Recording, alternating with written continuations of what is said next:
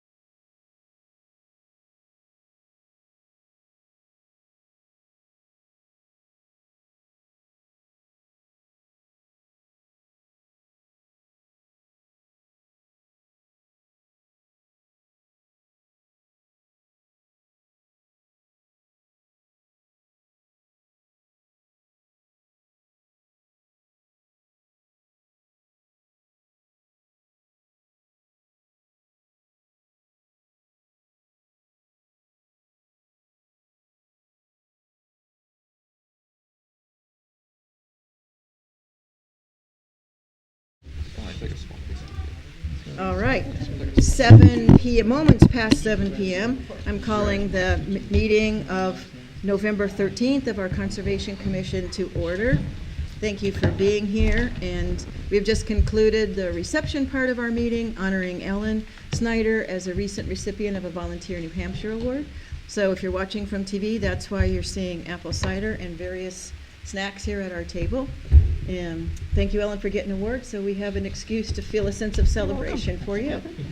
We also, as we go through this, when it's the roll call time, I would appreciate it if you could say just a sentence, something or another about you, because Michael is here as a first meeting for this commission, but he's served on, he'll tell you. And Andrea is not here, but I will say that at recent town council meeting, I went and spoke highly for the councilors to approve us getting 2 new alternates, not 1 alternate. Alrighty, we start with Pledge of Allegiance.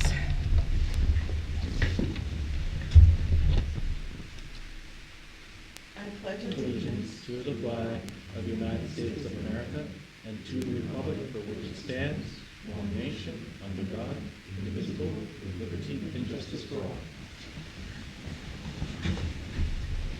Okay. Roll call. So I won't say the names. We can just go around. You can say your own name and a sentence to help introduce yourself to the new people or the people who might not have remembered everything they needed to know about you.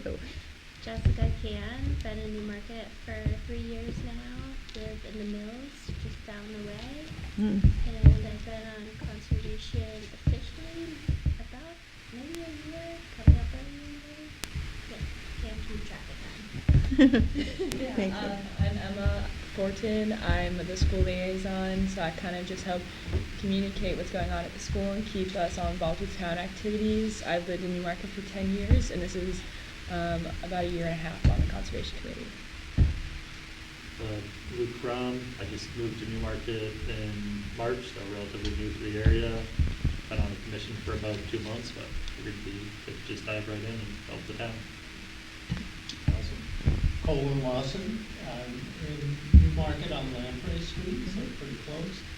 Been on the commission for roughly 2 years now, and retired from Trout Unlimited, where I did a lot of conservation work across Vermont, New Hampshire, and Western Mass.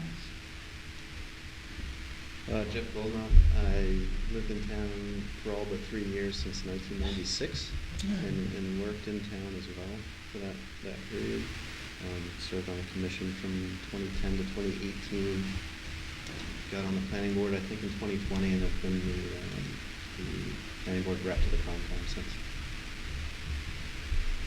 We appreciate the people that serve on the various liaison, from coming from school, coming from planning board, and you'll hear other connections as we go down the line here. Chris Blackstone here, and lived in Newmarket for about 7 years.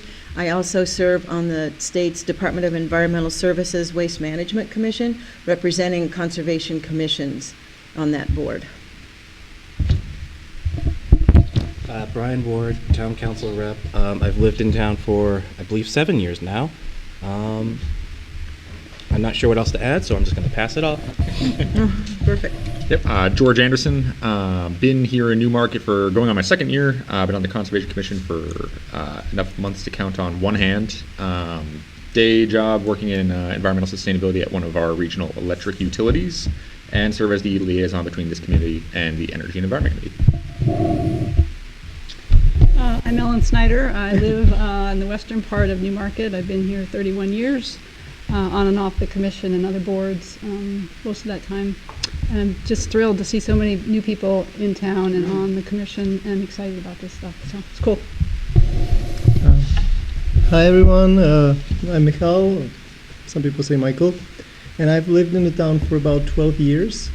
I served on the planning board I think for 8 years, something like that, and I decided to switch because I was just interested in something new.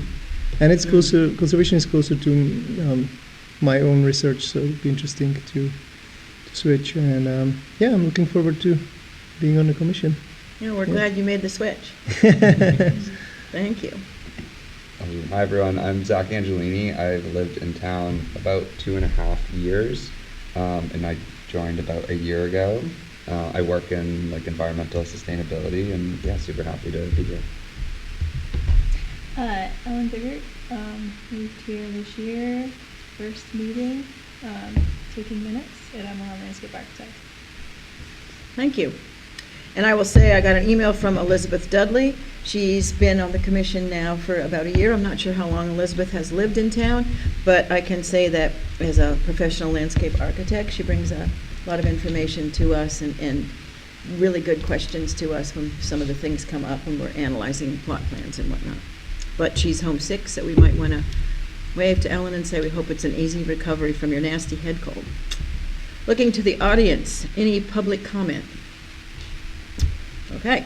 Approving meeting minutes from October 9. Does anybody have any comments or questions what they have seen in the last minutes that were not done by Ellen before Ellen joined us?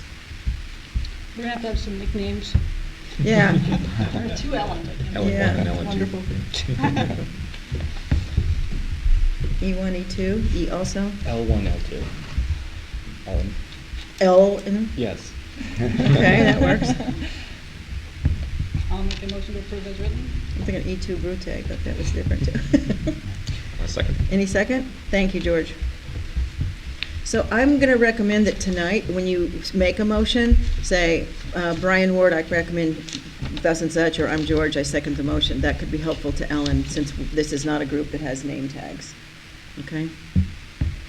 Maybe she watched meetings and has flashcards at home of our faces, but I'm going to assume if we state our name, it'll make things easier for you. I was trying, but I would appreciate that.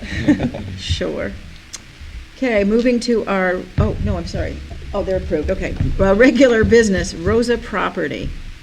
Ellen, do you want to take the lead and bring us up to date about Rosa property? Sure, just real quick, because we have some new members. So this is a property on Wadley Falls Road that we're working with the landowners, with Rosas, to conserve.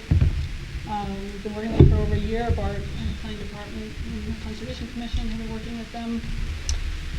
We've gotten, so our budget's around $400,000 for the project. There's the acquisition, one part is a conservation easement in the town of Newmarket, and the property goes into Durham, and that will be a fee acquisition by the town, and the Conservation Commission would steward that. And then there's a lot of project costs that go along with these kinds of projects. And the really cool thing is we also have added some stewardship fund components to it. So if we do acquire the properties, the easement and the fee, that we'll have some money to start putting into accounts for stewarding lands and stewarding easements, which most towns haven't done in the past, but it's something that land trusts do all the time. So that's a really cool part of the project. We've gotten $100,000 from NHACC pledged. We got $20,000 from the Fields Pond Foundation. We committed some from our conservation fund, and we have $145,000 warrant article that's moving through the budget process for the warrant for next spring. And we have 2 outstanding grants that we should hear officially in a couple weeks, LCHIP and Moose Plate. We're pretty optimistic, but there's a lot of competition for those funds. So but we'll know in a couple weeks, so we're feeling good. And then there's one more grant that we hope to apply for I think it's in April, would be the final piece. So we'll know a lot more in 2 or 3 weeks by our December meeting, and that will set us up for the final 2 components for next spring. The warrant article will be in March, right? Is that when our vote is? So, and we'll do some public outreach to explain why this is a really great project for the community to support. Any questions on? Can you go back and what's the name of the second one that you listed? Field Pond. Field Pond, that's... Field Pond Foundation. It's a small foundation, and it's a very simple one. You apply, and because we're working with the Southeast Land Trust, giving us some guidance on grant applications. Although that one, I think I wrote that one. We've never applied to them before, so we're a new applicant, and they tend to favor that. So it was a pretty easy grant, and so that's pretty cool. Thank you. Other questions about Rosa? If you're new in town and you're driving up Wadley Falls Road, go slowly, and you're going to see 2 pillars that I want to say are sandstone, reddish color pillars on the side of the driveway with quite an ornate thing, and it says Rosa right on it. It's on the right-hand side if you're leaving town, barely past the Piscasset-Loisel site with the big hay bales on it right now. If you want to go check it out a little bit in advance. Of course, an address would work, but it's not the same as tapping my hand saying it's on your right. Okay. Turtlefest. I can speak to that, I guess. The save the date cards are in the design process right now. The Turtlefest Steering Committee has had 1 meeting. I don't believe we're meeting in December. I think we're pretty well underway with some initial plans, and some other things we're talking about can be done via emails. Those things are not things we vote on because those things come here. This is still the Turtlefest group with the steering committee helping with some of those ideas.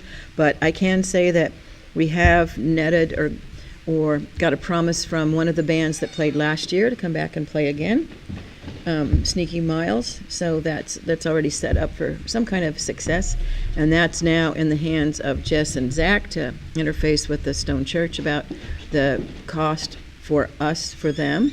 The thing that'll be different this year is Conservation Commission will give Stone Church a check, and that way we'll be able to just count what came in at the door. That's going to be the money that we use for donations. So I can get you guys the other email to use for that, but I think you knew the Stone Church people, so I don't need to help you with that. Any questions about Turtlefest? We did land on Turtlefest 26, and we have John Herman again doing the artwork, but we'll see what that looks like, I hope in January.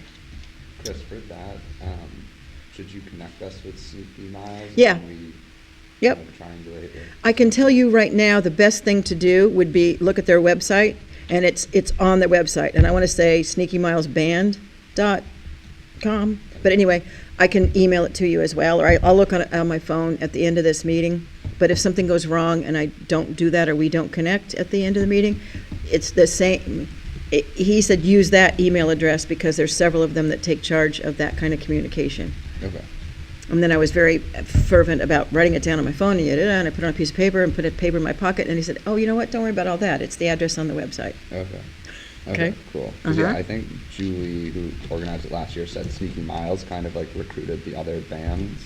So just really good. He said he would try, but he said don't count on it. If you know others, our feelings aren't hurt. Okay. But you can interface with them about that, because Patrick was the one that got the other bands. Right. Okay. I did hear another person was interested in playing there before Sneaky Miles, Chris O'Neill, and that's a phone number, or a connection number I can actually get you. You can text him. Okay. He gives music lessons up there and also plays acoustic and plays other music too with another band. Cool. What's this year's date again? It's always the same. The date I don't know. I just know with longhand, it's the Saturday before Mother's Day. May 9th. Yeah. There you go. The numbers person says the 9th. I say Saturday before Mother's Day. May 9th. I got to commit it to memory that way. So come January, we're going to be looking hardcore for who's going to bring in the coffee, who's going to do this, who's going to stand and help with the crafts, who's going to shepherd people to locations, who's going to help the vendors and the exhibitors set up. There's something for everybody to help with Turtlefest.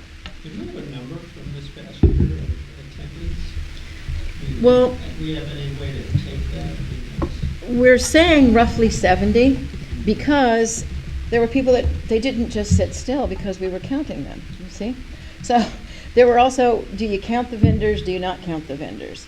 We opted not to. The audience members appeared to be just about 70. For grant purposes, I certainly would have counted all the vendors because you want to show like how many people came on that day. But I would say roughly 70 came to hear the presentations. And then there were a lot of people on the hike too. The hike, Julie had a full house on the hike with 17 people on the hike in the pouring rain. Wow. The hike in the afternoon, how big was that, Ellen? We got about the same. About the same? Yeah. Different, some the same people and others were different Mostly people. Yeah. So we really reached a lot of people between the pre-hike and the post-hike. Then the fundraiser at the Stone Church was a couple hundred, 100-something. Truly, it was truly a big deal. Monitoring reports, back to Ellen. So we have 10 properties in town, conservation properties, that either we hold a conservation easement on them, they're private land, or we own the land and fee as conservation areas, and there are easements on those that have to get monitored. So I'll just go through them real quick because some of the people that were monitoring these have gone off the commission, so I picked them back up. And if anybody's interested in doing these in the future, I'm happy to incorporate more people or train people when we do these. There's a few coming up. So Bald Hill Reservation is owned by Southeast Land Trust. It's off of Bald Hill Road. It's a subdivision, and the land was given to Southeast Land Trust, and we hold an easement. So I monitored that in November, and there were no issues. And then the Piscassi Greenway, which is owned by CELT, we have an easement on the Gaziano tract, which was used to be the most recent one they got, but they've gotten a few more tracts. So we hold an easement. Actually, CELT, it's a little confusing. CELT monitors that one themselves and submits a report to LCHIP, which holds an easement on it. And there are no issues this year on that property. So 3 of the properties in private, or 2 are privately owned, and 1 of our own properties we have contracted to the Southeast Land Trust to do the monitoring for us. So 1 is Hilton, 1 is Nostrum, which is a farm off of Doe Farm Lane, and the other one is our own Piscassi River Loisel, and we have to monitor that, but we have farmed that out to LCHIP. And those are scheduled for November and December. So Hilton and Nostrum are November 25th. And Piscassi River Loisel is December 2nd, if anybody's interested. Those are Tuesdays, so if you work, it's a little tricky, but I'll be attending with the CELT staff person who does those. Smith Sisters is owned by New Hampshire Audubon, is on Wadley Falls Road. I monitored that in early November. It's a really big property, goes across Falsbrook into Durham. There were no issues on that property. Schneer and Silverman are at Neal Mill Road, the end of Neal Mill Road. CELT now owns Schneer, and it's 5 acres, and I monitored that this week, and there were no issues on that property. Silverman is owned by Joff Barnett. He had a timber harvest on his property at the same time CELT did, and I'll talk about that in a little later, I think. And there were some issues related to the easement and what you're supposed to do related to that with the timber harvest. So we had a conversation, and we sent a follow-up letter to him. So we've dealt with it, but there were a couple issues there. And then the last 2 are properties we own. Dearborn is off of Grant Road, and the state monitors at Fish and Game holds the easement. So I went out with them, and we completed that. And I guess there really weren't any issues. We thought there might be, but there weren't. So that one is done, although we have some boundary stuff I want to talk about at some point, probably not tonight. And then Wigan Farm Conservation Area is on Grant Road. And again, went out with Fish and Game in October. And we do have a couple of other issues there. A lot of the issues you get with easements or fee-owned lands are third-party encroachments. So they're not often technically violations of the easement deed, but they're third-party encroachments that you have to deal with. So, and often they're related to trails or cutting of some sort. So we have a couple things that we just have to follow up with. So we'll be doing that.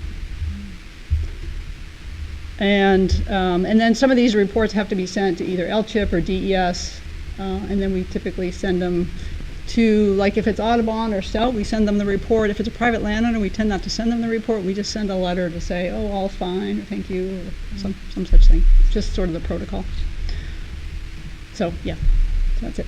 So if anybody's interested in those 3 that are still out there for monitoring, just let me know. I'm wondering if we could put some time on the agenda at some point in the heart of winter, maybe when there's less going on, and you could give us an overview of what is involved in this. Not so much the maybe show a couple of sample of monitoring reports, but and the writing style that they're in, but also what does it mean when you say, okay, there's a fee this, and this is how we get this money? Because those are things that are, although you touched upon them in the notebook, it'd be nice to have a real sense of the education piece so that we can understand a little bit more about what is that? Yeah. We could even do like we did tonight, like a half hour before the meeting starts. We could do a little. That might be the way half-hour to do training it. because you're a little more focused and not on the, all the meeting stuff. All the other stuff. Yeah. Is that believable for January? Sure. Yeah. How does that sound, people? Because doesn't it sound good? Because I know sometimes when you hear these phrases, it's easy to sit there and say like, oh my. But really, if you had to turn to the person next to you and describe what you heard, would it be verbatim that sentence, or could you get into it? So let's plan that as a 6:30 to 7 thing for January. The other thing I wonder about, Ellen, is accessibility at any of these properties. Do we have the ability to go and walk these properties if we're not monitoring? Absolutely. Yeah, actually, all of them are open to anybody to walk on them. Even so the only one. So Nostrum is the farm, and because it's a farm, and it's a lot of fields, those are not really open. There is a portion of it that's open to the public in the wooded area, but all of these are completely open to the public to wander around. Yeah. Yeah. Absolutely. At risk of getting too into weeds, is that something we need like PPE for, like a high visibility, anything, or? Just if it's right now, you were bright Right now, orange. I'd imagine, Yeah. There are a lot of hunters on some of these properties. They're very. Some of these are back in like Tuttle Swamp or the Greenway, big tracts of land that go cross boundaries, and so they're pretty popular for hunting right now. Right. Less of an issue in the spring, I'd imagine. Yeah. No, nobody wants to be out there in the spring. Mosquitoes and things like that. Just before the black flies. Yeah. Thank you. No, and then fun. I like doing this. This is sort of what I do, but this is different because you're wandering off trail. You're going along boundaries and finding monuments that mark the boundaries, and it's I find it fun, interesting. It's like saying fun and invasives in the same sentence. This is more fun than that. So in other words, we need you when we go out there, so we don't get lost. None of these are too. We'll check your availability. All right. Thank you, Ellen. New Hampshire Association of Conservation Commissions, NHACC, Annual Conference Reports. 4 of us attended. Like I said, Elizabeth is not here tonight, but I was hoping that the people who attended could give a quick overview. What did you see, think, hear, feel, or learn there? I will say Elizabeth, when she sent me her email saying she couldn't be here tonight, one of the display booths she saw was about the Envirothon, which is I'm going to say contest, but it's a very academic contest, an academic event throughout New England. Other places have it. Emma, do you know if Newmarket participates in the Envirothon? I haven't heard of it. You haven't heard of it? Then we should make sure that Elizabeth gets in touch with you. I know from other high schools you need a faculty advisor, and I don't know how it works with that person getting some sort of stipend or not, but I think you have so many high-level science classes and active kids. I think Envirothon could be something interesting. Definitely, 100%. So you'll be the conduit. I can send Elizabeth and you an email that connects you two to figure out how to find out from a faculty member something about Envirothon. Probably too late for this year in your tenure, but go ahead and get some information going and flowing. And I think Elizabeth had a good point, and I appreciated that she saw something there and thought back about town. So Ellen, Elizabeth, Luke, and I attended. Do I have the first person willing to say what you did, what you saw, what you felt, what you learned? Sure, I'll go for it. Go for it, Luke. Thank you. So attended a few, basic workshops about just kind of getting used to the conservation commissions as a whole. I figured that'd be probably a good one.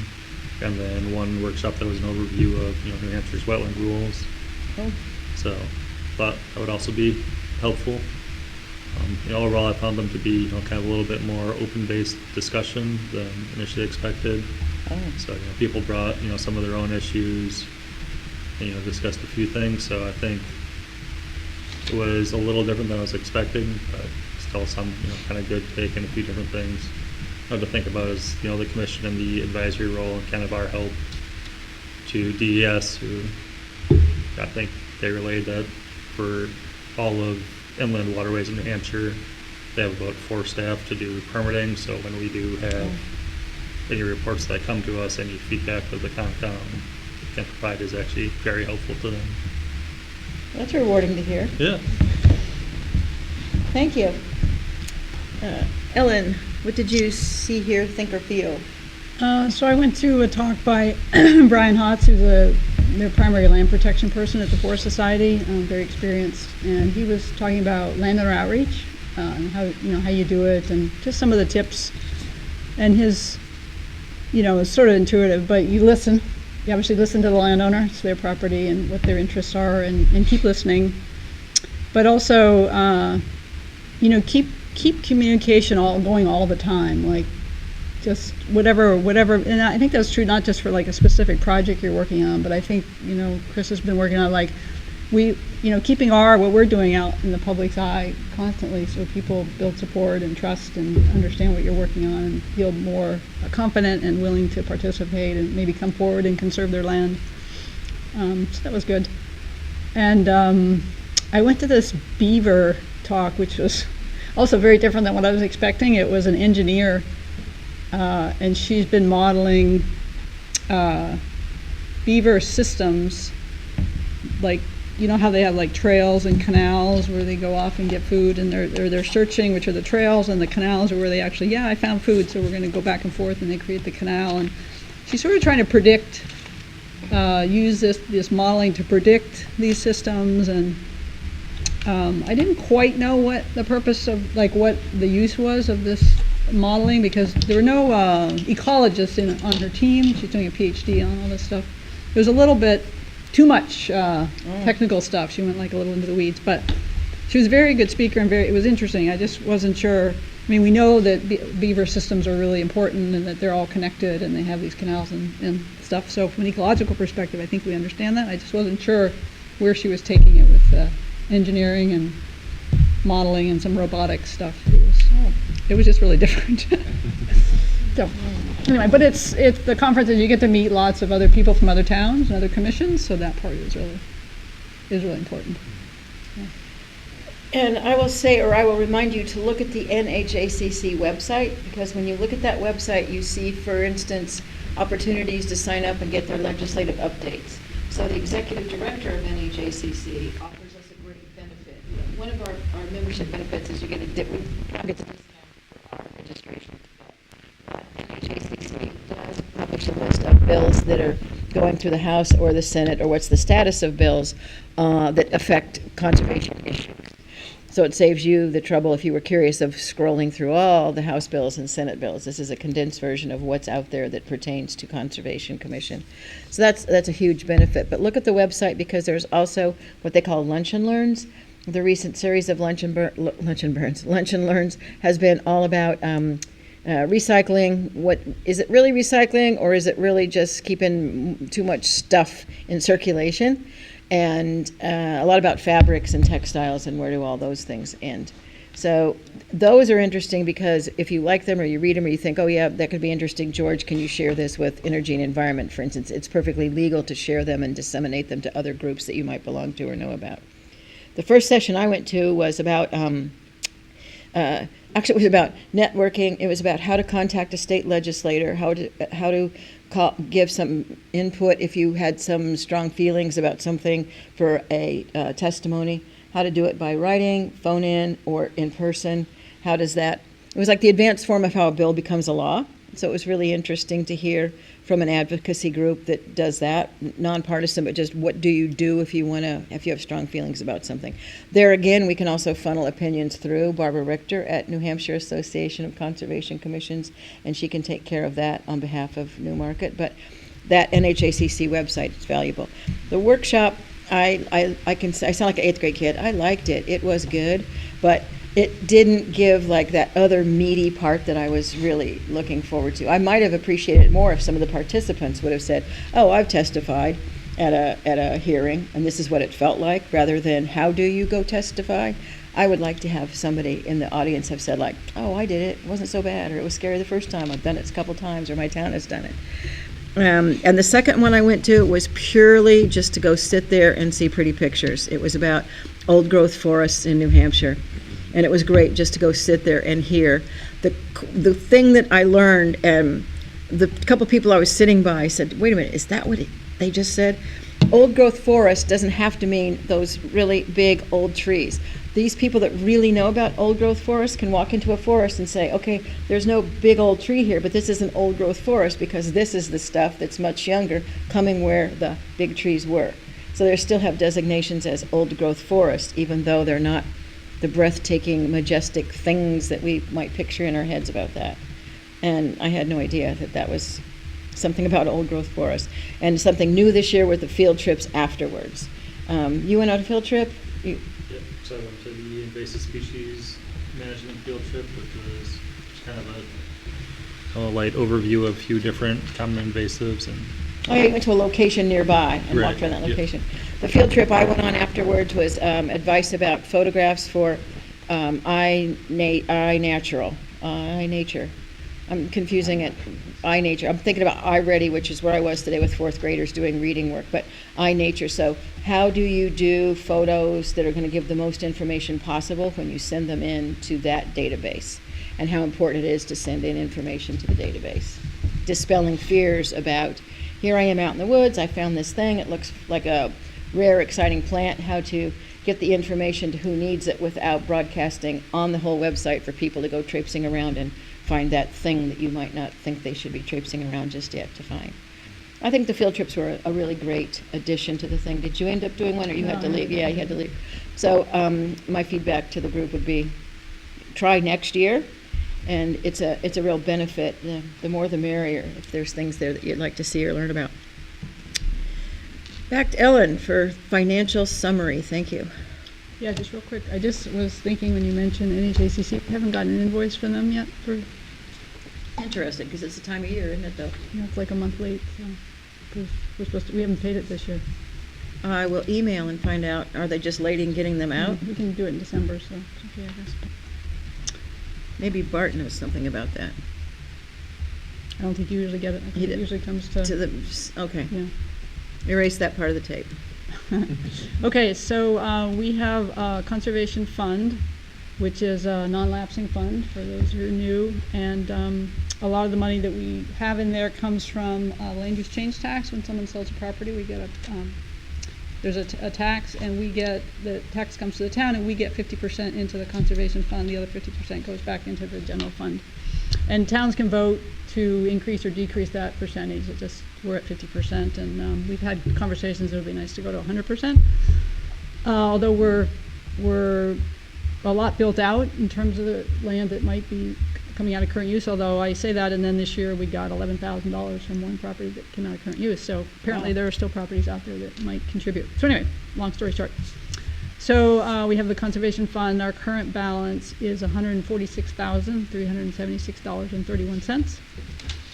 And so again, we use that for land acquisition. We use it for stewardship. We use it for outreach and education, things we might want to do. And we try to keep not too low because we have stewardship responsibilities in perpetuity. And again, if the current use land use change tax doesn't keep coming in, we're going to dwindle over time. And it's not just from the conservation fund, but we have figures for the last 20 years, and we've gone for grants and used the conservation fund to leverage these grants. And it's like 2 to 1 in terms of grants and what we've had to contribute, like the conservation fund or other town sources. So So we're very successful at leveraging this money. So there's also a Richard Shanda Fund. We got a little bit of money from a donor a number of years ago specifically for the Shanda Park, which is downtown. And we bought some picnic tables recently, so the balance there now is $2,134.18. So you add those two together, and it's $148,510.49. And I don't know if we're going to have, there's been some conversation about Shanda Park, but maybe that'll be in a future meeting. We'll get back to that. So we didn't really have a lot of stuff going on in terms of expenses.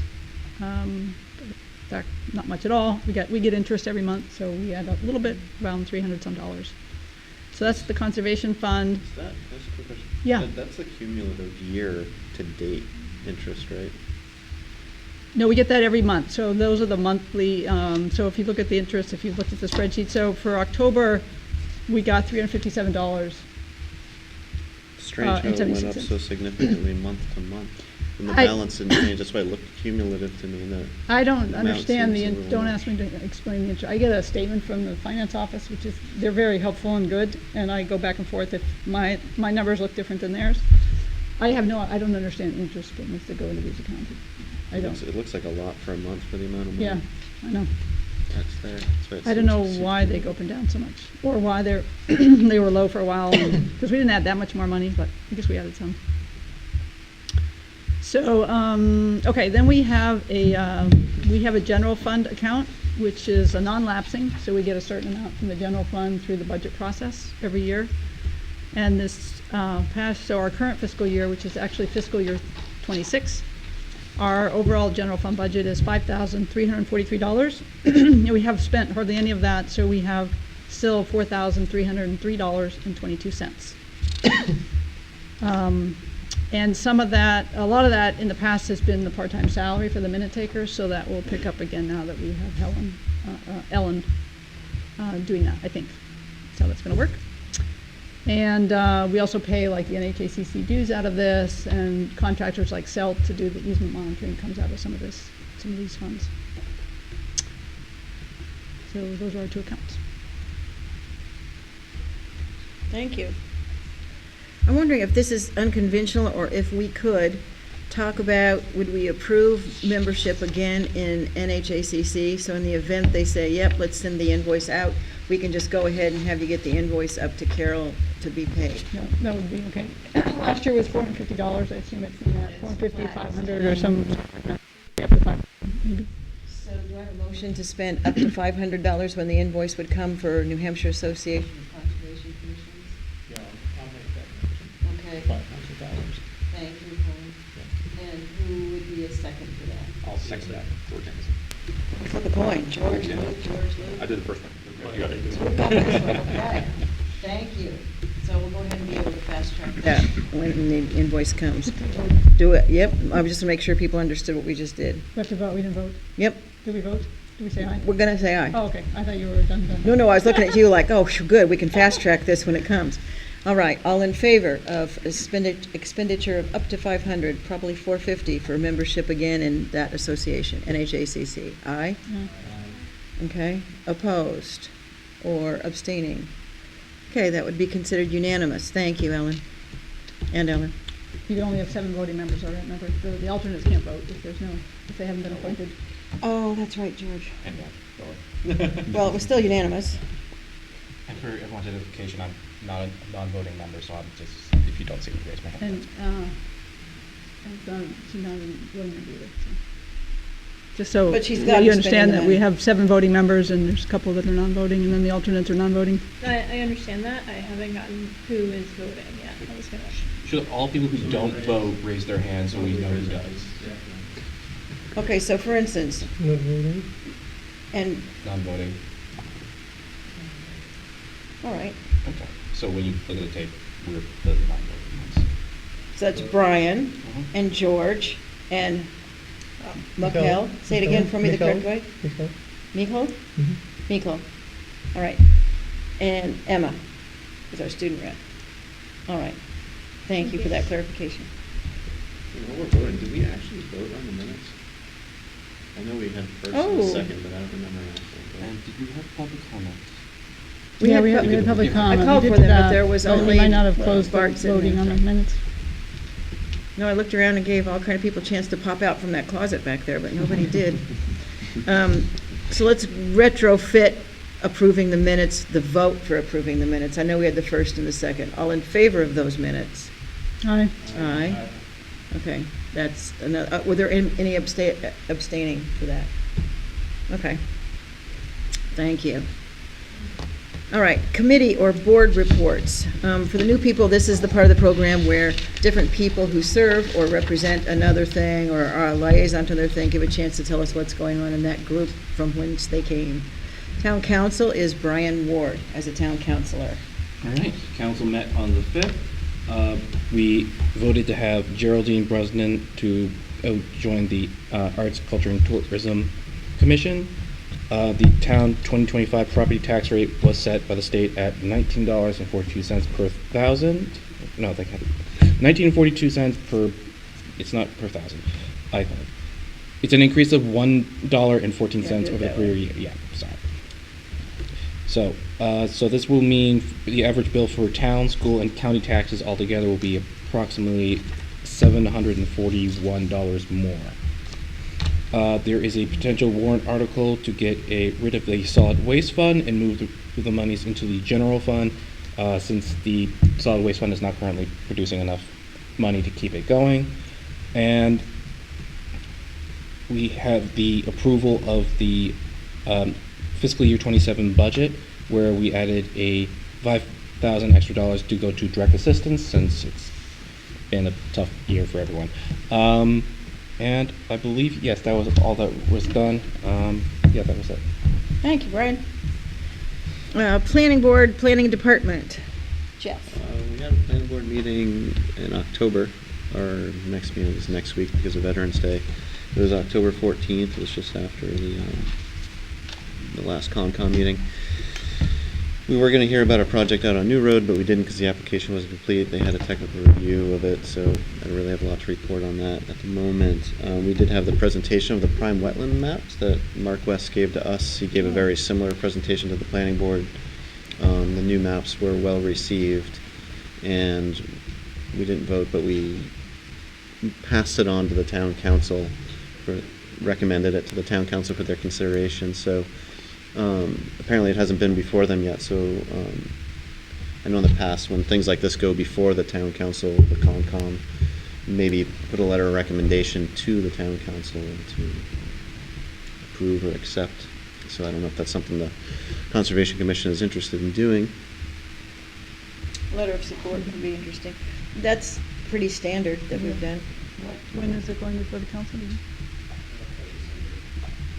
Want me to draw something? Yeah, probably, yeah. Thank you. And then, so it went well. There were not a lot of questions, to be honest. One thing that Mark did bring up a lot that he didn't talk to us a tremendous amount about was the importance of wetland buffers and how they are far too small. And also the importance of protecting vernal pools, which he did not get into very much with us either. So again, these are just things for us to maybe consider talking about and possibly offering recommendations to the planning board to think about changing. I know I had some discussion with Bart before about some various potential suggested modifications to wetland buffers, the wetland overlay district, and the way some of it's described and carried out. So thought I'd throw it out there. Mark felt it was quite important to kind of talk about at length with the planning board. Didn't seem to go very far with the planning board. We had a lot of other stuff to talk about. We kind of focused on the prime wetland maps for a while and had to get into some zoning, proposed zoning changes. So that's basically it that I have to offer. If you want to add, Bart? Like a microphone? Yep. Yes. The other thing we talked about on this one is the site plan regulation amendments. The purpose of those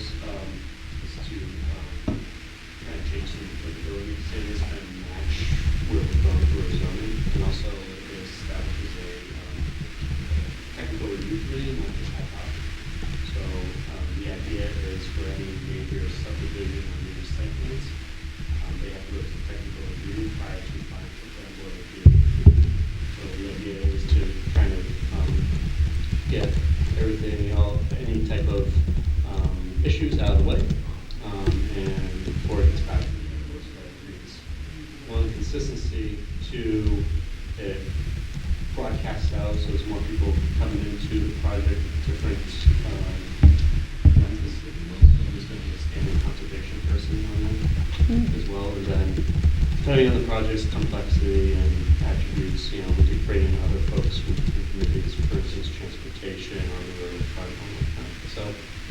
So the idea is to make it flexible, make it predictable, make it a smooth process prior to the plan board reviewing it. Because right now it's moving inefficient, you know, has to go to that one person and say, hey, establish a technical review committee and this, that. So it's just an easier, smoother process. And hopefully it works out. So those are the main changes. And then kind of adjusting for other changes in the zone that we recently made that match the site plan regs as well. So yeah, so the public hearing is going to be next week for those changes. All right, I have a question. Who makes up the review committee? Oh, yes, so it's going to be staff. So folks from water and sewer, DPW, fire, police, myself, and then it's going to be 2 planning board members, 1 member from conservation. So that's going to be like the standing. And then there's language in there saying where others can be invited based on the projects. And then typically 2 entities are making projects, so we have peer reviewers there as well. And just for everybody's, traditionally, technical review committees are formed and used about how often per year? Not often. So Newmarket doesn't get as many applications. So I say we used it once this past year. And we're using it currently to a new road project. But that could change. So it's nice to have something that's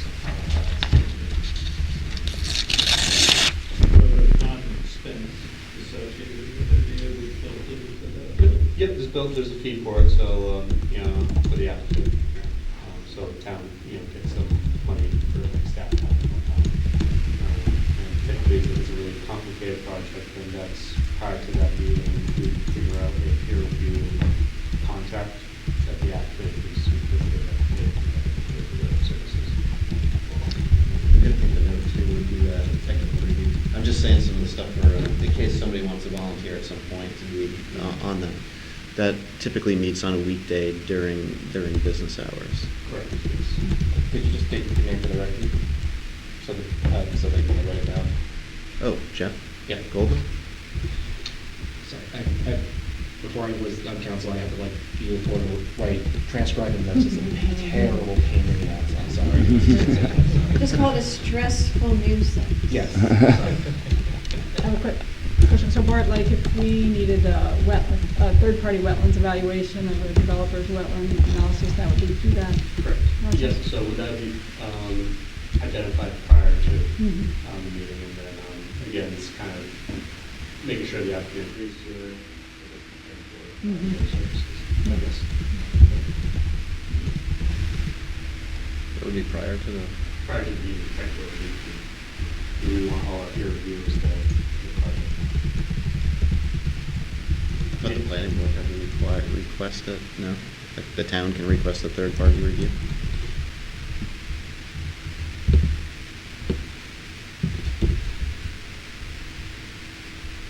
Oh, yes, so then as Jeff said, we are going through some zoning changes as well. Folks that aren't familiar, we recently changed our zoning along 108, the village, we call it the Village Corridor District. And we are transitioning, at least in that area, maybe other places in town, to a form-based code. So we're regulating the building types, the building dimensions, and its relations to the public realm.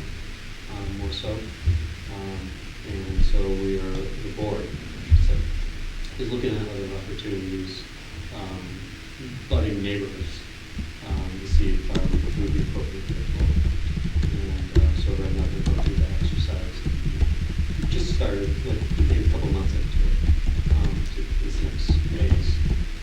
So if you're interested in that, please reach out. And then, as we advance these documents, we definitely give it to you, so you guys have that. where's the where on 108? Oh, yeah, the where is Durham Town Line, so the power wash on Exeter. Thank you. And then some surrounding.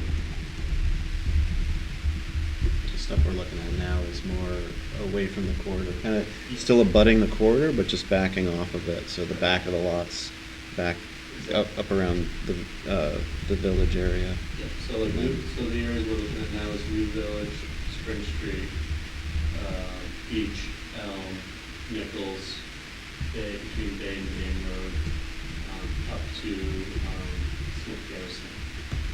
And then Cricket Street area, Mount Pleasant, and down South Main to Cranford, where the intersection. Oh yeah, and parts of that, just a smooth better. A little bit of new road. Yeah, a little bit of new road, so yeah. Yeah. So kind of these supporting neighborhoods of the downtown, these producing neighborhoods. Yeah. So everything like Euclidean, really most kind of dense zoning downtown, and then you move further out. And these are areas of town that would have all that infrastructure, water, sewer. Yes, exciting stuff. I don't think we talked about anything else on that meeting. We had a workshop where we talked about the arts, culture, historical resources, the ongoing work on the master plan. So we have workshops prior to the planning board meetings to discuss. So, folks not familiar, we're updating our master plan. We're at probably like 85% done. We anticipate the plan board having its public hearing to ratify it or approve it in March. So we're right now they're prior to the meeting. So that neat thing about this master plan,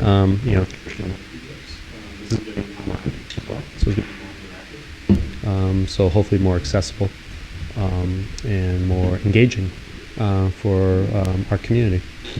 So I'm pretty excited about that. And once that's all done, so yeah, that's all I have to say right now. Thank you. Do you think, based on the technical review committee meeting on the new road project, do you think they'll be coming to the Conservation Commission for any? Yes, there's wetland impacts. So they're proposing, I think, right now 12,500 square feet of total impact, about 2,600 direct impact, and then the remaining is buffer. As of right now, that could change based on. So we actually met, technical review committee met today, and so that could change. And I guess I can talk about the project a little bit. It's a 23-unit condominium development. It's going to bring in water from Forbes Road, so it's going to cross the railroad line. I can share plans. You can find it on the planning board's website. But if you know, the road is the industrial park. There's water already there.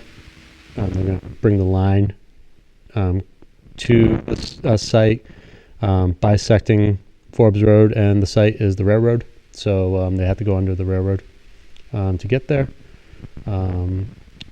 They're going to try. There's going to be a lot of grading, but they're going to try to use a lot of grading activities, local soil on site instead of trucking it in. So there's going to be a lot of cutting. There was a big conversation today about because part of that area that's going to be grade or clear cut is like it's going to be a recreation area, but again, what does that look like ultimately? We don't know. There were some good suggestions about habitat restoration or different habitats that could be there. So you have the human activity areas, and then also maybe there's some natural habitat that we could put there, like maybe cottontail habitat. I'm not sure. Just a suggestion today. So we don't know what ultimately was going to look like, the site, the project in general. But anyways, there's a lot of stormwater issues as well. They'll need to be taken care of. They're all going to be on septics. There's going to be a small community septic It's going to service maybe 6 or 7 unit houses. And then the rest are going to have the individual septic system. So again, there's a question on nitrogen load and phosphorus loads. So that still needs to be dealt with, or the town doesn't regulate. Folks that don't know, town doesn't regulate septic systems. That's a state permit. But we still have some regulations, specifically the stormwater, that prohibit the placement of stormwater infrastructure and also septic systems within buffers. So again, this is a very constraining site. It is wrapped by wetlands, surrounded. It's almost like a peninsula, I would say, of upland going in. So there's a stream that comes down. This is where you find your very, very poorly drained soils. Coming from New Road, that's in between Wilson Farm and the site. And then as it kind of goes northeast, that way towards the property that the town owns. Again, my words don't do it justice. There's a plan out there. So, but the Concom, I think, in the end, will be presented, because there is a wetland permit as well associated with this. So, not just a wetland permit, but our regulations will say you have to come and present the plan to the Conservation Commission and get their input. Are they proposing any mitigation, or what's Well, no, that was another question. So, since there's they're going over the threshold of what's permitted for disturbance, criteria that you have to meet. So they're going over 12,000 square feet of wetland impact. So they have to actually present some off-site mitigation to what's being impacted, and that wasn't clear how that was going to be achieved. So again, this is still going through technical review committee, so the planning board doesn't have a plan in front of them, but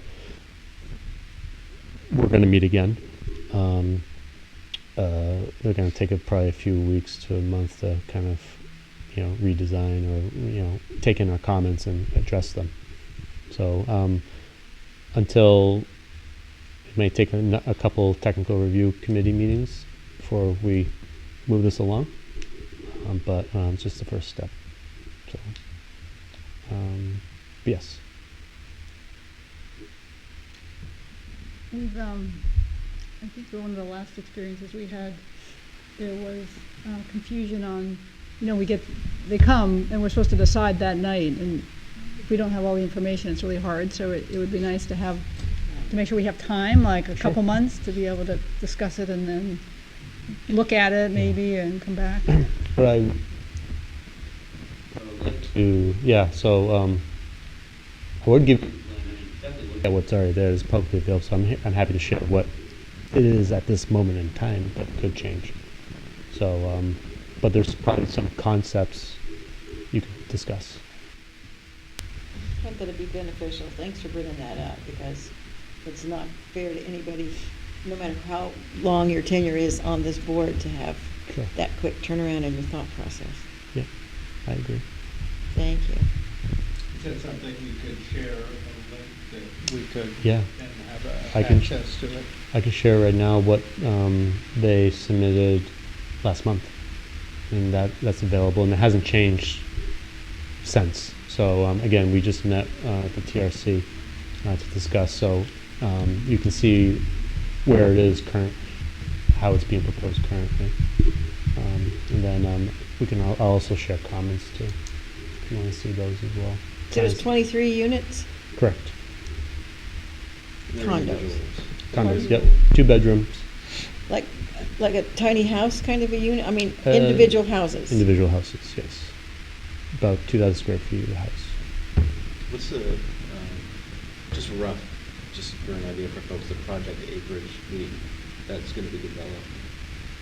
Or the site acreage roughly? Is it like a 20-acre site? The site together is 34 acres. I think around 9 acres of it will be developed.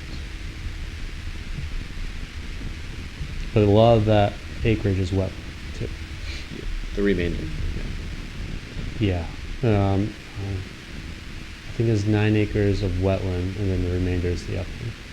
So reverse that. Yes. Project, who is that? Yes. Brendan Wheaton Gove. Go. Yeah, Gove.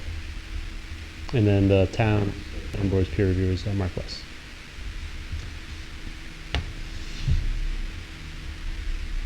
And Mark did, he went out with Gove, it was Brendan, his name. They walked the site already. Mark, there's a couple areas of that need to be amended for flagging. They identified an isolated wetland too in there. But generally speaking, from a delineation standpoint, Mark was fine with how it was delineated.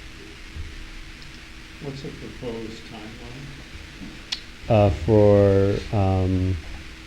For the approval process, or the review process, I should say.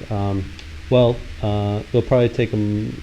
We'll probably get our comments all assemble for next week. They'll probably take 2 to 3 weeks to address them. We'll come back for a meeting, so that's probably a month right there. And then we'll see where we're at that point. If the TRC is comfortable moving forward, then probably a month or so after that. So that'll probably be January meeting that the Concom would see this. So I would say I would prepare probably January, February meeting would be most realistic. And TRC is not, it's not an open public meeting.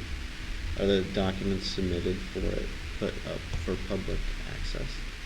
Yeah, those are publicly accessed. On the town website? Yep. Yeah, everything's publicly accessed, like our review comments, the plans and whatnot. Yes. Yeah, so I'm just letting the board, so if they do meet in 3 weeks and Yeah. it doesn't actually come to the planning board until January, I can go on the website, find the plans, kind of keep abreast of what's happening. Correct. Didn't mean to put you on the spot, I know it was just today. That's fine. But maybe folks might want That's to a good start thinking about it. clarification, though. Thank you, Okay. Jeff. I'm happy to talk about it. Any other questions?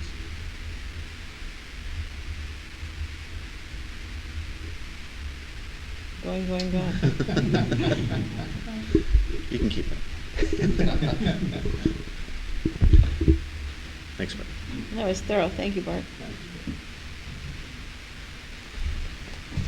All right, that was planning board. Item C, energy and environment. George is our liaison there. What you got cooking over there? Yes, don't need to introduce myself because Chris did that. And so I know we have to discuss about a joint session between that group and this group, so some food for thought.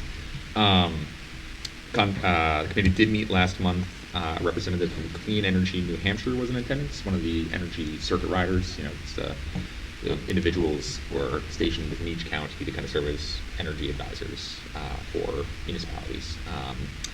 And something that was made, the committee was made aware of an opportunity to get kind of free site assessment for solar opportunities. So essentially we can identify parcels, or we can give the entity that I don't recall the name of the addresses of those parcels, and they can start looking at them for solar feasibility. So might be some opportunity for some discussion and interplay between our committee and the Energy and Environment Committee there. That's a couple good discussion. Beyond that, thinking more or less energy, now more environment. The committee's working on putting together a kind of glossary of items that are either recyclable at curbside or need to be taken to the transfer station in town. We did have a representative from Casella meet with the committee a few months back, and we were made aware of that our recycling rate and our contamination rate is actually pretty good, all things considered. Most of the things that get in our recycling bins are recyclable, not a lot of contamination, great news. But even still, we want to kind of identify those items that are commonly cycled, put in the recycling bin, even if they can't be recycled. So that's kind of the purpose of that project. Other than that, those are kind of the two big balls in the air in our juggling act. So Thank you. Yeah, no problem. Thank you. I have a question. Does that seem to be, is that an additional expense to the town if stuff ends up in the recycling bins that is not recyclable?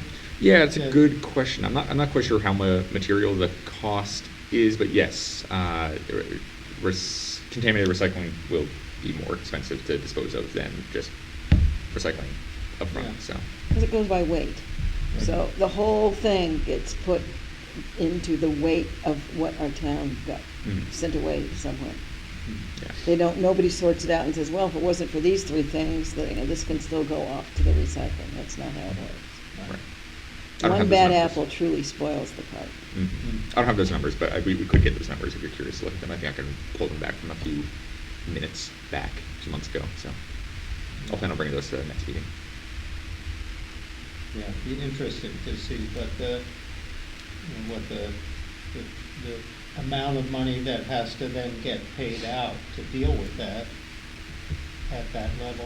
Yeah, oh yeah, absolutely. And when we sort of had these discussions, we thought the contamination issue would be a lot worse. I recall just anecdotally going for a walk on a recycling day and seeing items like, well, I know for certain that's not recyclable, and that seems to be a pretty shared experience with a lot of folk around here. So, but apparently the issue is not as bad as we anticipated being. So, got some reassurance from Casella on that one. I wonder if, from our perspective, if that's an educational piece that we may want to think about to get out to the community. Oh yeah, absolutely. Yeah, and I that's, don't know, does anybody here know exactly what's not recyclable? That was a question that we talk about a lot in Concord. Every piece that you touch has that little triangle with the arrows. There's a 7 or a 2 or a 4. If you were to be paid $100 for each of those that you could correctly identify with, would you go home with like one trip to a restaurant, or would you go home with money for a vacation? The numbers the descriptions are really tricky, and we all feel pretty confident about them, but really and truly, maybe not so much. Oh, yeah. Or the thing goes here, but the top, or the thing that supports the top, has to go somewhere else. That's another piece of it. So I think George brings me to a question. For the December meeting, would you folks be appreciative of 6:30 to 7 having energy and environment here with us, or would you rather it be at 7 o'clock they're part of our agenda to talk about, similar to how we had the Riverfront Advisory Committee? So is that a yes to 7 or a yes to 6:30 to 7? Yes to 7. Am I I would hearing? agree with that. I'd say 7. So Yeah. part of our regular meeting Yeah. starting at 7, and you folks will be on the agenda. Okay, I'll let Scott McGrath know. Perfect. You can let Scott McGrath know. 7 sounds o'clock good. at this next meeting. Will do. Perfect. Question I've always had is, Pardon? that's a question I've always had, like, you've got a bottle and a screw-on cap. Should I throw the cap in the garbage and the bottle in the recycling? Put the cap on the bottle and Generally put them both speaking, yes, in the the cap recycling? is separate, Separately in the generally. recycling? Right. The rule of thumb I've heard, and again, I'm not sure how applicable this is in our municipality, is if it's smaller than a credit card, it kind of slips through the cracks. So when Should being you put it identified- on the bottle or so throw it in the garbage? Keeping it on is usually better because it increases its chances of being recycled. But if it's not recyclable, you should take it off. Yeah, that's You what should I was take it that's off. what I was Right, if it's not wondering, is the recyclable, cap then don't recycle it, recyclable? yeah. If it's a plastic cap on a plastic bottle, is that cap garbage or recyclable? I think plastic on plastic is usually fine. Yeah. Yeah. If it's Different separate, mixed you gotta material. throw it because it's too small. Yeah. Yeah, It's yeah, like yeah. plastic on glass, Yeah.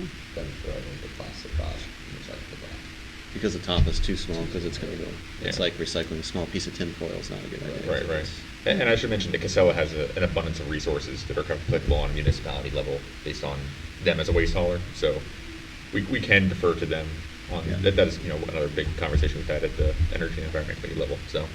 How clean does We'll that have them to be? send some Right, materials right. to us for I next always thought month. they had hundreds of people, like, separated and Yeah. write stuff in the. All lasers. One thing I That learned. used to happen. Yeah, one thing I learned, just a little fun fact, is black plastic, I get Chinese takeout quite a bit.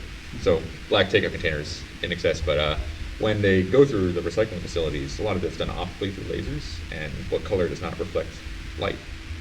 Black.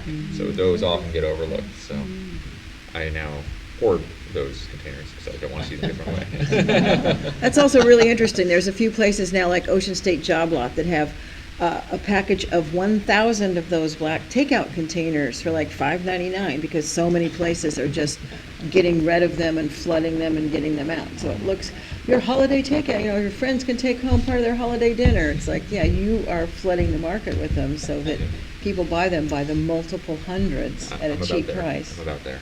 It's a big deal with landscape associations and landscapers and garden centers about where do the black plastic pots go to get recycled. So you're going to start seeing a lot more of them have like little like marbleized swirls of color in them. That means that although the preposterous amount of that stuff is black, when there's that swirly stuff, the laser can still see it and it can still go tootling off to be recycled. But something just really has to change. Missouri Botanical Garden is the only one that has volunteers come and wash the pots, the black pots, to continually reuse them. So it's a problem.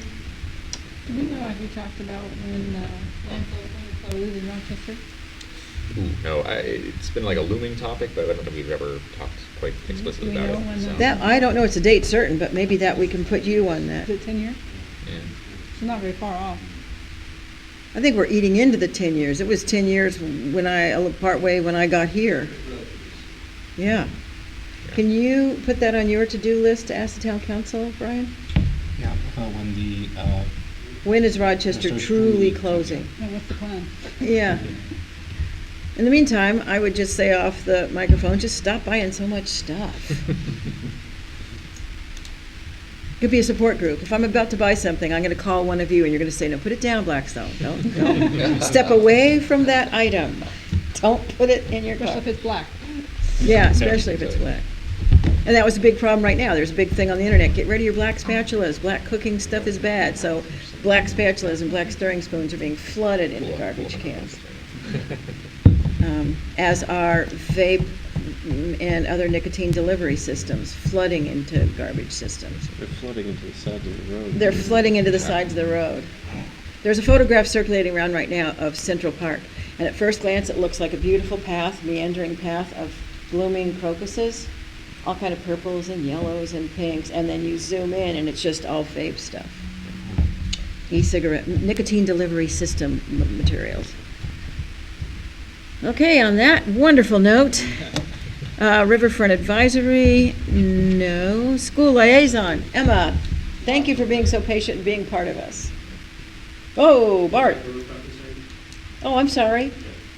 I'm not sorry. Go for it. Yes. So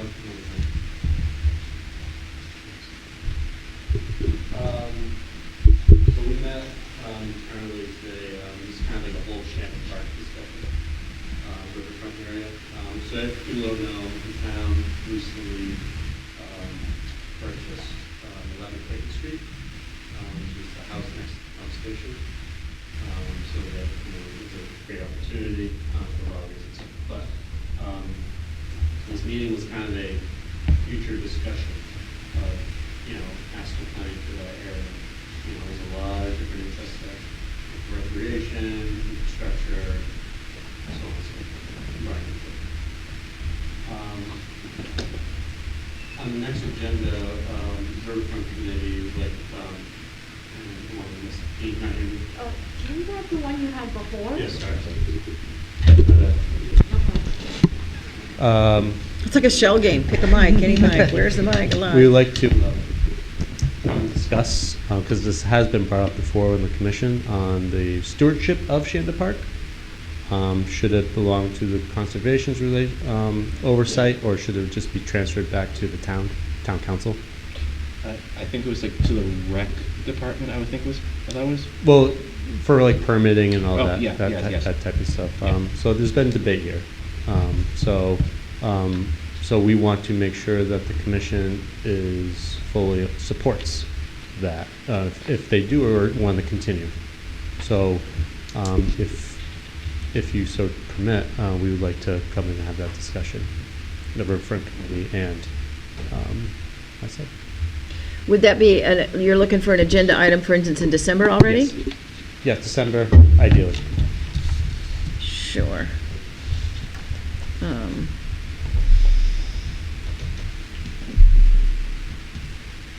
And at one of the meetings I attended, I heard discussion about the the long term, like it takes this many months to even get a survey done down there, and then this many months, this many months. I mean, we're talking several years until whatever happens is gonna happen. Oh, for sure, yeah. So the next couple of years, what we're doing is we'd be collecting baseline data, so we're doing surveying there.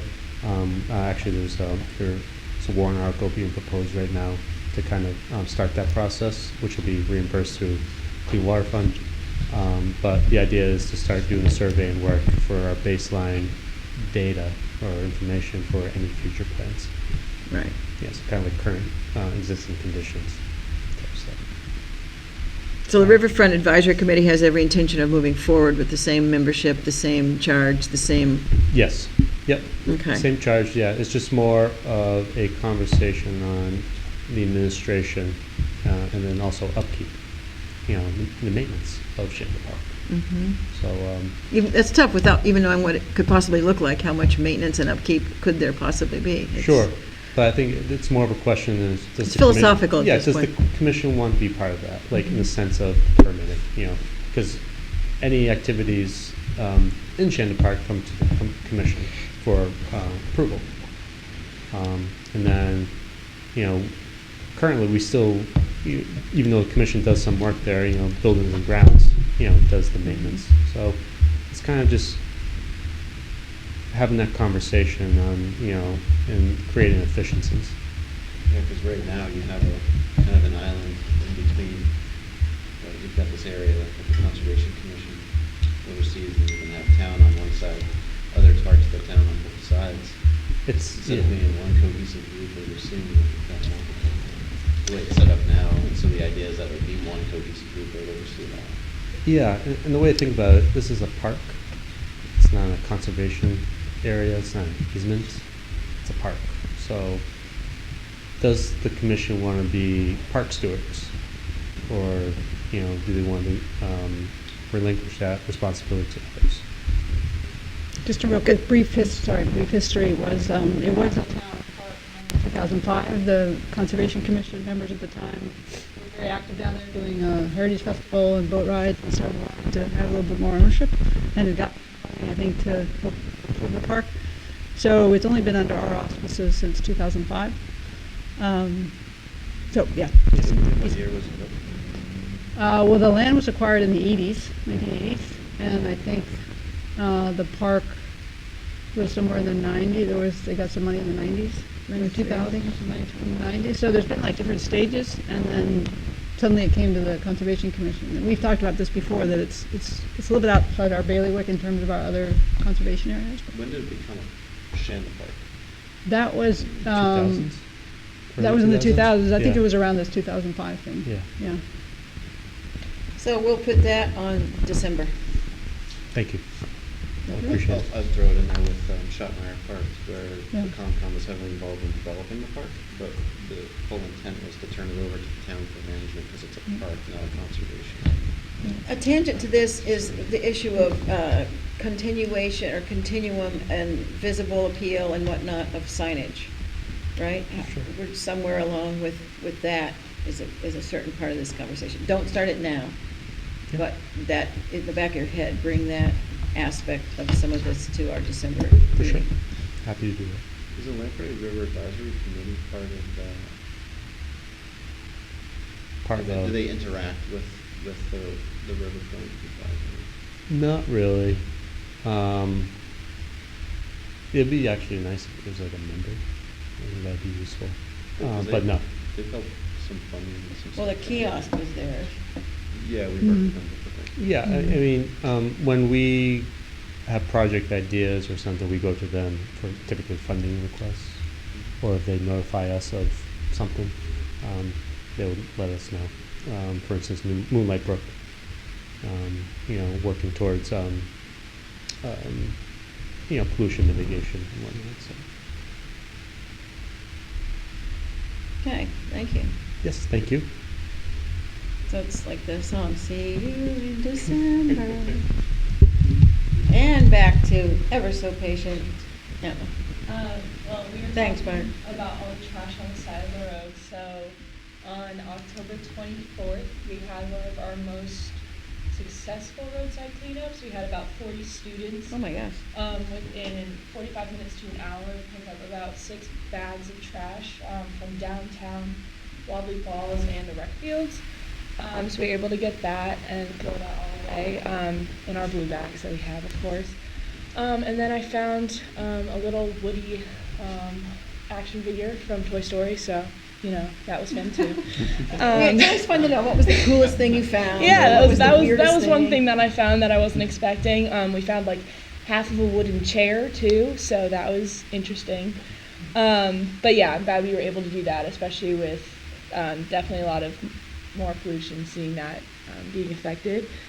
We are in the process of getting a rain barrel because our current one is kind of sinking into the ground a little bit, so we're trying to build a new platform for it and then also get a new one because the one we have doesn't have like a top on it and it's kind of just like a bug net, but it's not really effective. So we're working on getting a new one for that. And then most recently, last week, we planted some perennial bulbs in our gardens out front in hopes that they are growing in the spring. And then, yeah, so that's pretty much what we are able to do up now that it's winter time and stuff like that. That we are making more plans for Bike and Walk to School Day, which has become a tradition for us, Earth Day plans, and more roadside cleanups in the spring. Thank you. And do you have any kind of update, or did you have any involvement, or can you tell us anything about the clothing drive? Yeah, Thank you. Jess and I were talking about that. I don't know too much about it. I know that it's run by the counseling department every year, and so they take a bunch of donations for a couple of months, I think. Mm-hmm. And it's during school hours, so I think students also, you'll see students there. So it's basically a huge thrift store that they put on, and a lot of people benefit from it, so I definitely think that you guys should go. I'm there every year. I think it's a really cool place. I'm usually volunteering and just folding clothes and stuff like that. Yeah, I don't know too much about it. I don't have any correlation with running it or anything like that, but I can send you an email and find out more and stuff like that if you want to mass spread it to everybody else. Yeah, we'd be curious, when's it happening again? And how Yeah, it's actually next Tuesday, I believe. Oh. So. Whoa. Yeah. Okay. Yeah, definitely. But yeah, I can find out Can you more do that? information. Yeah. Thank you, Emma. Any other questions about school stuff, our school liaison? Okay, and you're certainly doing a post-senior year right here, right, before you... Try my best. I'm not planning on staying too close, but I'll try my best to find a good replacement. Well, I trust your judgment. Okie dokie. Any other updates from other committees or groups that I'm not aware of? We mentioned we have a basic work day on Saturday, or you want to do it somewhere else? No, that's fine. That's old business or new business. Let's do it. Yeah, so Luke and I are hosting a basic work day at the Maston Drive, a little pocket park there, Saturday morning at 10 for 2 hours. If anybody wants to get out there, progressions and relax. Help us. We've got, we posted on Nature Group, so I think we have 8 students. Usually, most of the time they're students, they might not. And we have only 5 people show up. I'll be happy, because usually there's some nutrition, but anybody else who wants to join us, even for half an hour?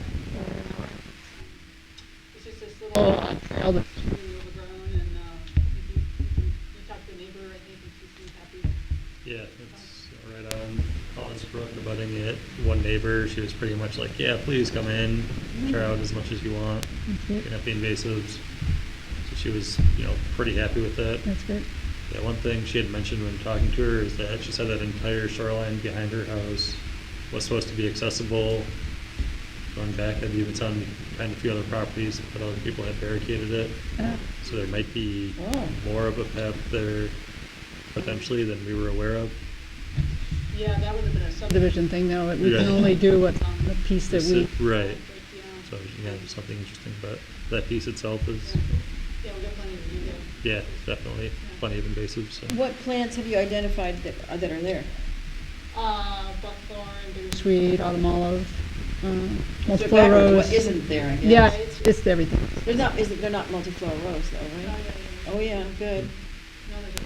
There's one right on the left and across the road. Yeah. The last time we did that was like 20 years ago, and some tree was falling into a person's yard, and they had us go and cut that. Yeah. But I don't remember ever doing anything besides. So it's traditional, pull it up, dig it up, black bag it? Yeah, no, I talked to Karen Bloom, who's the DPW grounds person, and we can pile up the stuff there, and they'll pick it up whenever, sometime next week for us, so. We just have to be a little bit careful about viable berries and roots, so. I was we'll gonna say, they try know how to transport separate those, safely, or, yeah. Or sometimes they let them sit there for like a week or two, and it dries out, and they can take it Dries to out and the, shrink. I think they take it to the transfer station and burn it, once it's dry. So that's usually the plan. Well, thanks for organizing it.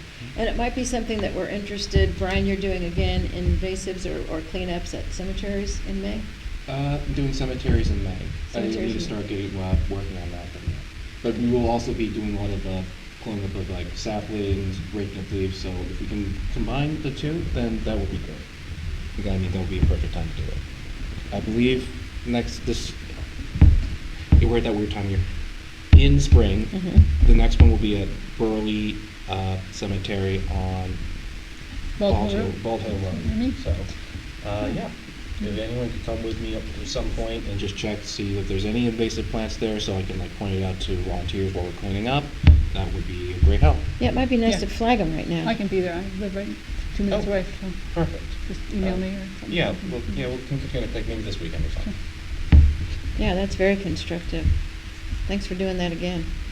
That's the Mitchell family that were conserving their land, so it's a nice spot. And start to finish, what's the distance, do you reckon, that you're doing on Saturday, or that you hope to do on Saturday? Well, we'll start. And just see how on far the you go. road and- Yeah. Yeah, because, I mean, it could be 14 feet, take you quite a while, because there's just so much in there from what your inventory sounds like. Yeah, it goes this way and it goes that way. Oh, okay. It's pretty thick up front, so not sure. So it sounds like Well, Stanley Livingston, I'll have to find the falls or something here. All right. Thank you. So that ended up being old business turned into new business. New business, I have a copy, Bridget brought down the 2025 Lamprey River Management Plan. This, I think, could be really interesting to circulate to people. If you haven't seen one, or if you're interested, it's done really well, but because it's Lamprey River Management Plan and it's LRAC, and we do so much or request so much from them, it's nice to know what their overall plan is. So do we have somebody who would like to kick it off and take it home first and just bring it back in December and we can kind of circulate it? Is it on their website or they haven't posted it? I can't testify to any of that. I just know that Bridget was very happy to bring this copy down. I have my hand up before. I just want to say, is it possible to have those at the town hall or bring at the library where people can pick them up? Or That's the way to do it. Why don't I get in touch with Bridget/LRAC and find out if we can get. Because the one way we do use it is we apply to them for community grants. And when you apply for the community grant, you have to refer to their plan. Cite the plan, right. What, how does your project meet, whatever, some purpose in their plan, so I haven't seen the new one yet, so. Pardon? It's online. Got it on there? Okay. Are you happy reading online, or you want a copy? Why don't you take the copy? You're assuming I'm gonna write some more community grants. Come on, have another piece of cranberry bread and write some more. I already got 3 ideas, so it's gonna happen. Yeah, an idea factory. Invasive pool, looking forward. December meeting will be 7 o'clock. We'll have energy and environment here, but we'll also have Bart on deck to talk about. Oh, Sam can come? Nice, okay. We'll look forward to that, because we've been interested in how his role is unfolding here. It's with us, not with conservation formalizing it and whatnot. And then anything else as far as looking forward? Then we looked at closing comments.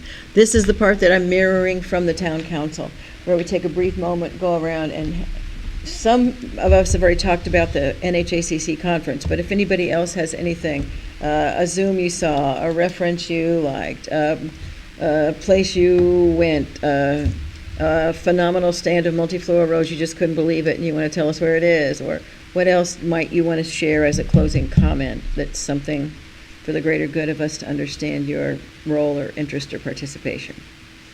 I have one quick thing.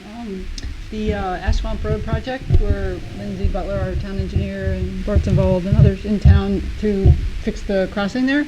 Lindsay said this week they had applied with Fish and Game for this American the Beautiful grant, and they'd heard in July that it was there, but with all this chaos of government, this and that. And she heard this week that it's a definite go, so they can move forward with the project. Oh, that's just exciting. Beautiful. Yeah, that's really cool. And I her think tenacity, and every time she Yeah. said, we don't know yet, or we've gotten bounced back, but her attitude was always so good about it. Yeah, she's a great leader on that project, so that's very exciting. Oh, boy. Well, that's a great uplift compared to, glossy buckthorn, do I hear knotweed? Anybody got knotweed? I have Jeff. one thing. Wigan Farm, is the picnic table okay out there? It was already bent. It was already bent, that's why it got there, because it was at Shanda, kind of bent. Okay. That's how we just, like a great game of, what's the tessellation thing? So we tessellated, we took that one, put it there, put the brand new ones down there. Okay. I was It's- driving by the other day and I saw. Well, that's the weird thing, if it was just at a slightly different angle to the road, you wouldn't see that part of You it. should turn it, yeah. If it just turned a little bit, it has a lot more street appeal, but that's a fine point. I guess I had to be there the day they dumped it off the back of a truck and dented it. Oh,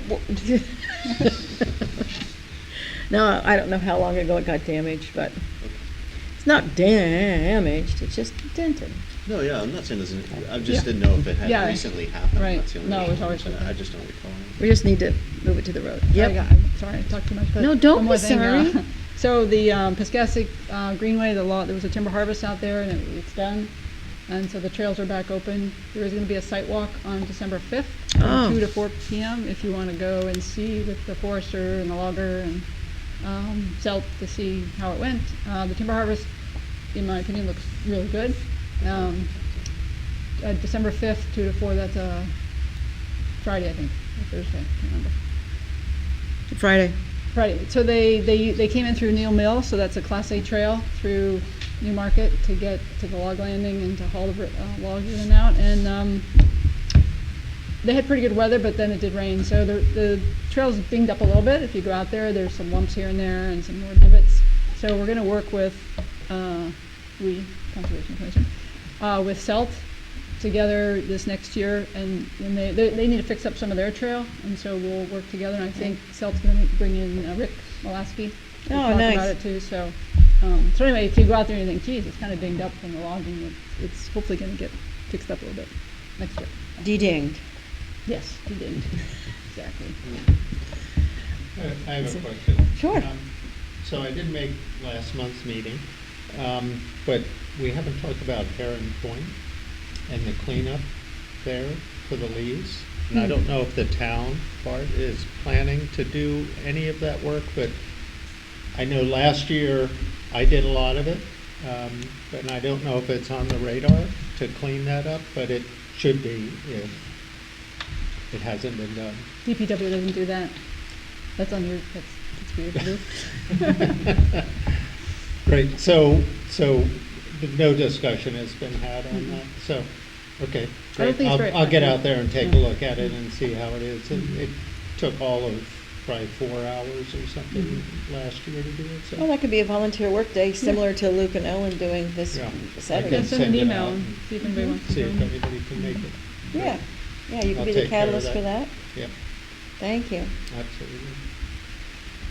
Okay, Jess or Emma or Luke, anything else for Colin? Anything, been somewhere, done something?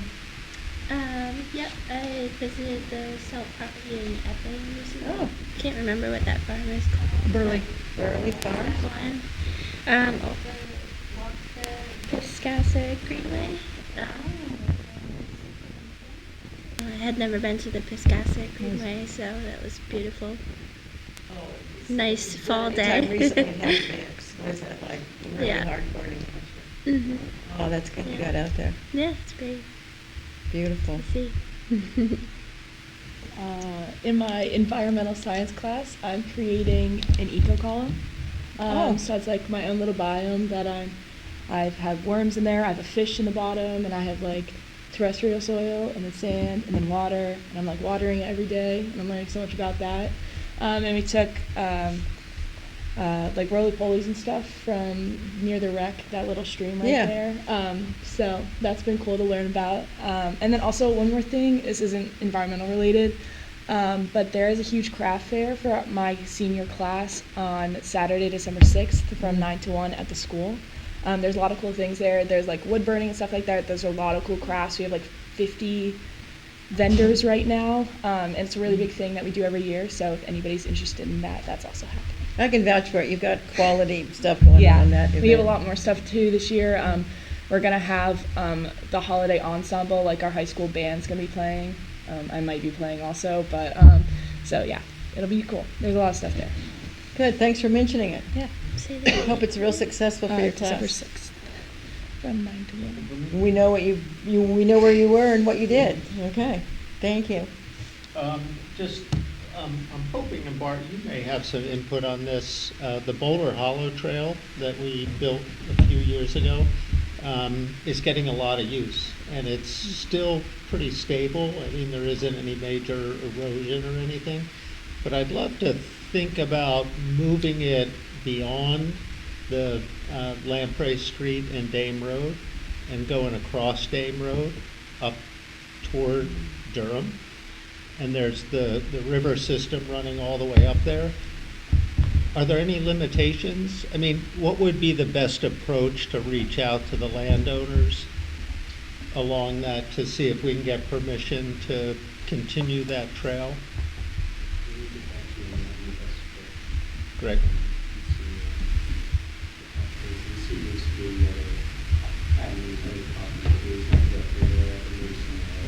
Yeah.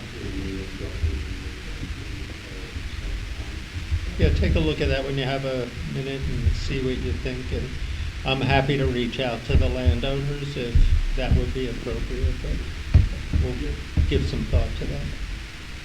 Awesome. Okay, so you two are connected on that. Jeff? I haven't been out and about much. I haven't heard anything from you guys. What I would like to understand one thing, if someone knows, is to why the hill in Newmarket where the ball field is on top on Elm Street, why that is such a popular place for turkey vultures to roost and kind of congregate. I mean, there's sometimes it's like 100 of them. I can answer that. Yeah. I live on Nichols Ave. It's not the playground, it's the baseball diamond, and then they go, because at the baseball diamond they get the thermals that lift them up, and they like to hover around, and then the playground's just, I guess, also just one of its areas, but like their like main roost is, I've come home and they've just been on all the houses as I walked down the street. It's ominous. It's What's spectacular. You either realize you're really superstitious, or you get rid of all superstition and you just walk past rows and rows of vultures staring down. But yeah, no, they think they roost mostly at the baseball field, and I guess the playground's just close enough, or maybe a wide enough place for them to land, because they kind of take up a lot of. You mean like the beanie field down? Yeah, the one up on the hill. Okay. But why here? Like why there? Like why here?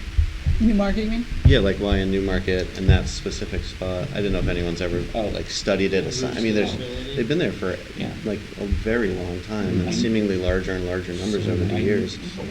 I come out of my office and I see.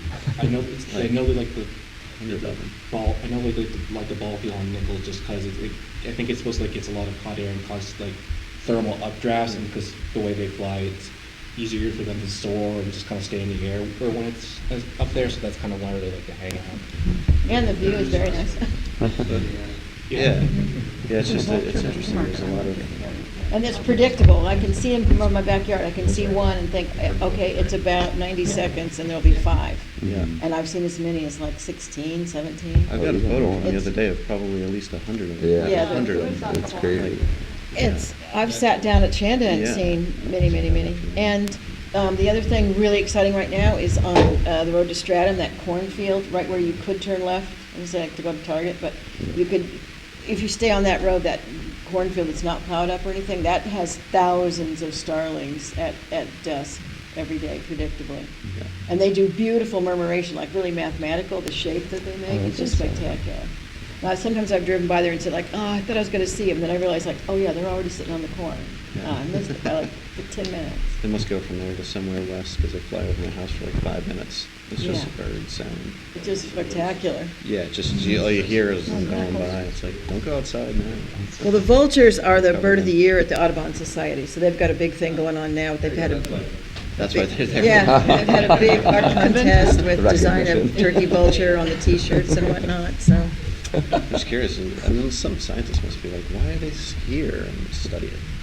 There's also a second species, black vultures, which is a southern species, and there's more black vultures, so you should keep an eye. The turkey vultures have the red head, and the black vultures obviously have the black head, and their wing patterns are slightly different, but keep an eye out if you want to. Curious, there's 2 species.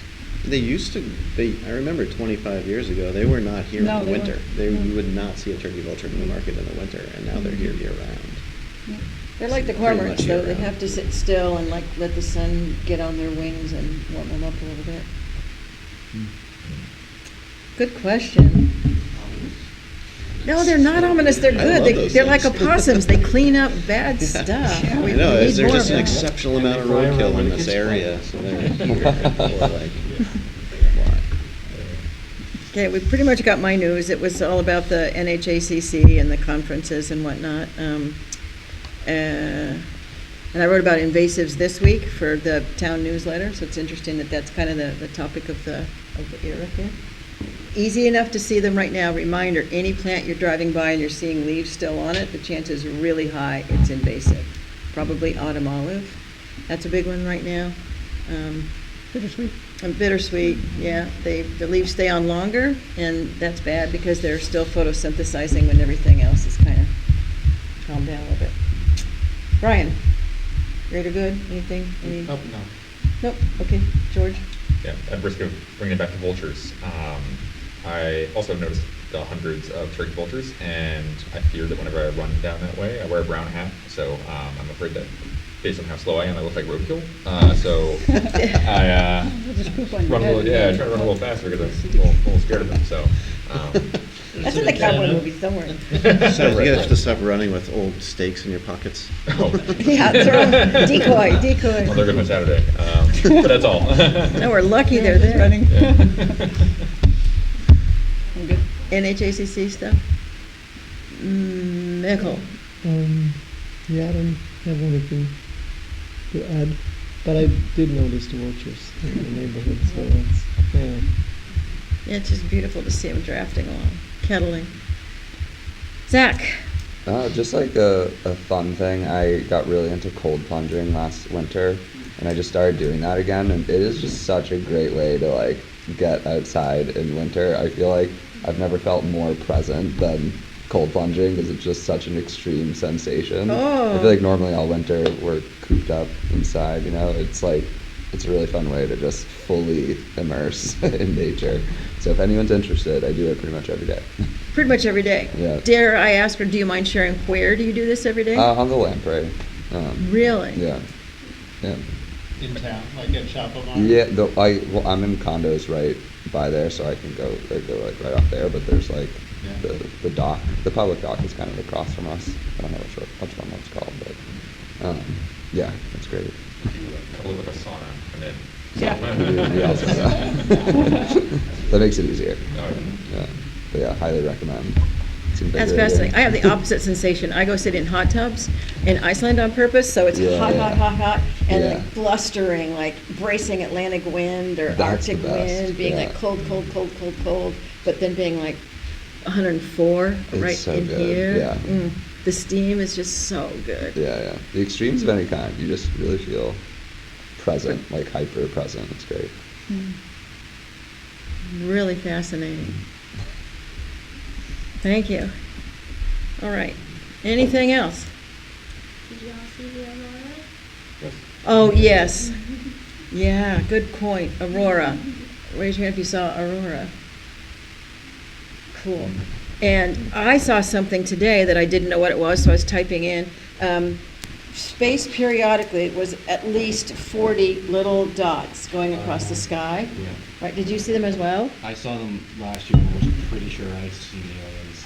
I was hoping like crazy, so I'm typing it in, like, what's going on right now? And I was like, oh, this is the coolest thing. I have waited for this. Right. Oh, no, it's Starlink, doo-dah, blah, blah, blah, blah. Help a trillionaire. Okay, thank you. So if you're at home, if you see a bunch of lights moving in the sky, it's probably the Starlink system and not UFOs. Right, I wished. But it was very cool though, Right. because they're just so evenly paced, and it's just such a perfect Oh, arc that's cool. overhead. So there I sat in my backyard like, oh, this is the coolest thing. Oh, there's more of them. Good God, there's a ton of them. And then I started getting pissed about it, like, we don't need more fireworks. Anyway. Alrighty. Anything else? A motion to close?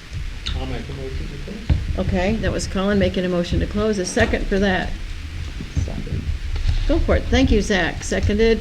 All in favor? Aye. Aye. Be well, and thank you again, Ellen. Thank you.